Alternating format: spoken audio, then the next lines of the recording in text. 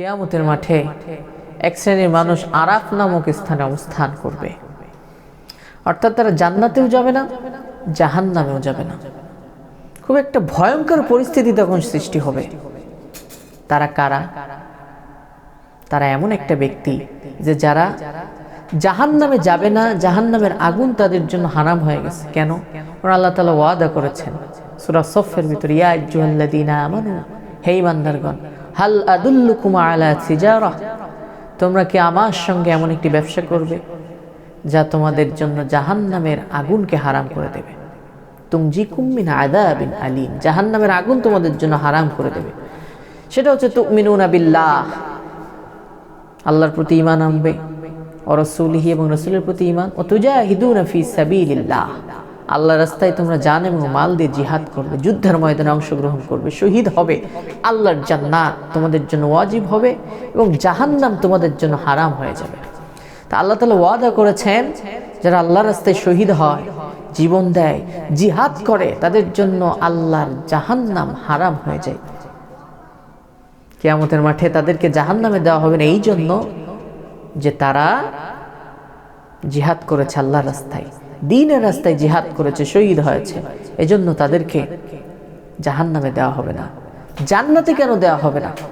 জান্নাতে এই জন্যই দেওয়া হবে না, কেননা আল্লাহ তাআলা তাদের উপরে ফরজ করেছিলেন। কি ফরজ করেছিলেন?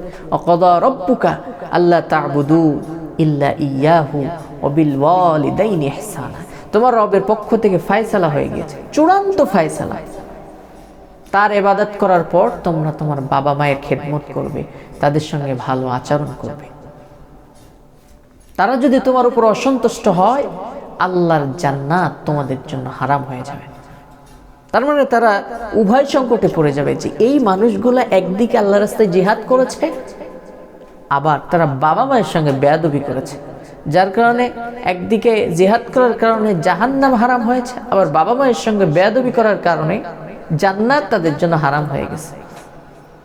তাহলে বিষয়টা কত গুরুত্বপূর্ণ আপনি দেখেন যে একজন শহীদের সম্পর্কে কোরআনের পাতায় পাতায় আল্লাহ তাআলা কি সুসংবাদ বর্ণনা করেছেন। রাসূল করিম সুসংবাদ দিয়েছেন যে কিয়ামতের মাঠে শহীদ বিনা হিসাবে জান্নাতে যাবে, কত মানুষকে সুপারিশ করতে পারবে। মিশকাতের একটা হাদিস আমি পড়ছিলাম যে স্পেশাল 6টা মর্যাদা শহীদদেরকে দান করা হবে, এবং এও বলেছেন রাসূল করিম সাল্লাল্লাহু আলাইহি ওয়াসাল্লাম, একজন শহীদ যখন শহীদ হয়ে যায়, তার গায়ের রক্ত জমিনে পড়ার আগে আগে আল্লাহ তাআলা শহীদের জীবনের সমস্ত গুনাহ খাতা মাফ করে দেন। সুবহানাল্লাহি বিহামদিহি। এত মর্যাদাশীল একজন মানুষ শুধুমাত্র বাবা মায়ের সঙ্গে বেয়াদবি করার কারণে সে জান্নাতে যেতে পারছে না। এখান থেকে আমরা কি বুঝি? বাবা মা কত বড় একটা নেয়ামত আমাদের জন্য। আলকামার ঘটনা কে না জানে? নবীজির একজন সাহাবী, মৃত্যুর সময় কালেমা নসিব হয় না, নবী করিম সাল্লাল্লাহু আলাইহি ওয়াসাল্লাম সাহাবীদেরকে পাঠালেন, যাও তাকে কালেমা পড়িয়ে দাও। বারবার চেষ্টা করতেছে কিন্তু কোনোভাবে কালেমা পড়তে পারছে না। রাসূল সাল্লাল্লাহু আলাইহি ওয়াসাল্লাম আসলেন। আমি সংক্ষেপে বলছি ঘটনাটা। রাসূল এসে তাকে বারবার কালেমার জন্য আহ্বান করলেন, কালেমা পড়ো, কিন্তু পড়তে পারছে না, বেঁধে যাচ্ছে, জিহ্বায় আটকে যাচ্ছে। তার মাকে ডাকা হলো, জিজ্ঞাসা করা হলো, আপনি কি আপনার সন্তানের উপরে কোনোভাবে অসন্তুষ্ট নাকি? আলকামার মা বলছে, হ্যাঁ আমি অসন্তুষ্ট। মানে কেন, কি হয়েছে? কেননা সে তার জীবদ্দশায় তার স্ত্রীর কথা প্রাধান্য দিত, কিন্তু আমার কথার প্রাধান্য দিত না, এজন্য সে আমাকে কষ্ট দিয়েছে। নবী করিম সাল্লাল্লাহু আলাইহি ওয়াসাল্লাম বললেন, মা আপনি তাকে মাফ করে দেন। বললেন, না আমি এই কষ্ট ভুলতে পারবো না, কখনো মাফ করতে পারবো না। রাসূল সাল্লাল্লাহু আলাইহি ওয়াসাল্লাম বললেন, মায়ের অবাধ্য সন্তানকে পৃথিবীতে জীবিত রেখে কোনো দরকার নেই। তোমরা অগ্নিকুণ্ড তৈরি করো, একটা গর্ত খুঁড়ো, সেখানে আগুন ধরিয়ে দাও। কাঠ নিয়ে আসা হলো, অগ্নিকুণ্ড তৈরি করা হলো। রাসূল সাল্লাল্লাহু আলাইহি ওয়াসাল্লামকে জিজ্ঞাসা করছে আলকামার মা, ইয়া রাসূলুল্লাহ আপনি আগুন দিয়ে কি করবেন? বলে, আপনার সন্তান, আপনার অবাধ্য, ওকে বাঁচিয়ে রেখে কোনো লাভ নেই, ওকে আমি জীবন্ত, এই আমার সাহাবী, তাকে আমি পুড়িয়েই মেরে ফেলব। মা বলছে, ইয়া রাসূলুল্লাহ মা হয়ে কেমনে আমি সহ্য করব? 10 মাস 10 দিন গর্ভে ধারণ করেছি, কত কষ্ট করেছি, ডেলিভারির যন্ত্রণা সহ্য করেছি, বছরের পর বছর দুগ্ধ পান করিয়েছি, তিল তিল করে সন্তানকে বড় করেছি, আর আজকে সেই সন্তানকে আপনি আমার সামনে জীবন্ত পুড়িয়ে মারবেন, মা হয়ে কেমনে আমি সহ্য করব?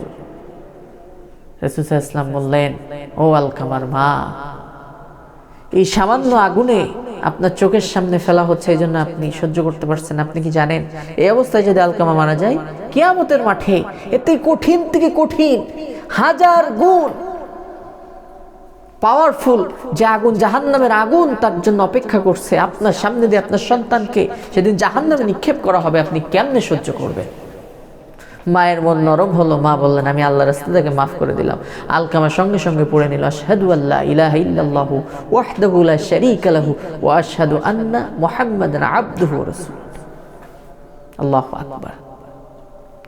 সম্মানিত ভাইয়েরা এবং বোনেরা, সুতরাং আমাদেরকে এটা খুবই গুরুত্বপূর্ণ বিষয়, আমাদেরকে বুঝতে হবে যে বাবা মা খুবই গুরুত্বপূর্ণ একটা নেয়ামত আমাদের জন্য আল্লাহ তাআলার পক্ষ থেকে দেওয়া। আমরা চাইলে বাবা মায়ের মাধ্যমেই আল্লাহর জান্নাত হাসিল করতে পারি, আবার জাহান্নামেও চলে যেতে পারি। সুতরাং